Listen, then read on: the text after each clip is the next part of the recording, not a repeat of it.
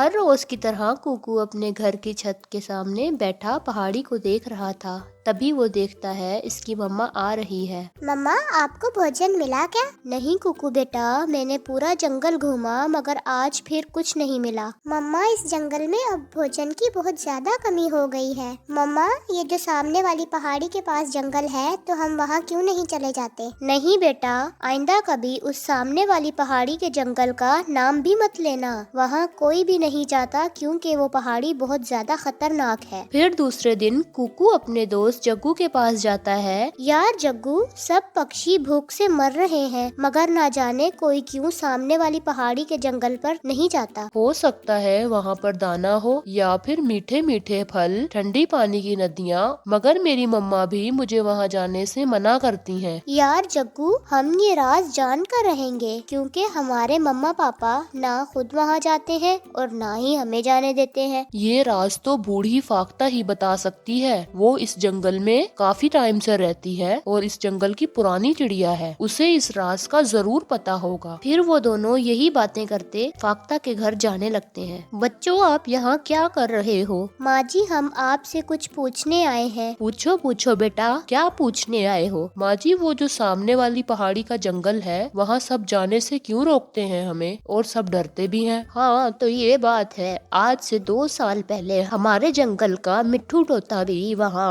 उस पहाड़ी वाले जंगल में जाने की जिद कर रहा था। मैं तो जाऊंगा इस ऊंची पहाड़ी वाले जंगल में, मैं तो जरूर जाऊंगा। मिट्ठू, मान जाओ, वहाँ जाने से तुम्हें खतरा हो सकता है। हो सकता है वहाँ पर भूत हो सकता है वहाँ मीठे मीठे फल हो और ठंडा ठंडा पानी भी हो। ऐसा कहकर मिट्ठू वहाँ चला गया था मगर अब तक मिट्ठू वापस नहीं आया, इसलिए सब वहाँ जाने से डरते हैं। शुक्रिया माँ जी। चलो जग्गू, अब हमें देर हो रही है, बाकी का प्लान कल बनाएंगे। फिर दोनों वापस अपने घर को चले जाते हैं। मम्मा, ऐसा भी तो हो सकता है मिट्ठू अंकल की दूसरे तोतों से दोस्ती हो गई हो और वो वहाँ से मीठे मीठे फलों को छोड़कर वापस नहीं आना चाहते हो। ऐसा भी तो हो सकता है मिट्ठू को किसी खतरनाक जीव ने खा लिया हो जो आज तक मिट्ठू वापस नहीं आया। कुकू अपनी माँ से इस तरह बातें कर रहा होता है। फिर वो दोनों दोस्त ऊंची पहाड़ी पर जाने की योजना बना लेते हैं और जग्गू अपने साथ एक बड़े चाकू को ले जाता है। दोस्त, हम ये करेंगे और हम बहादुरी से ये एडवेंचर करेंगे। अगर वहाँ पर मीठे फल और ठंडा पानी हुआ तो हम अपने बड़ों को इस भूख से बचा लेंगे।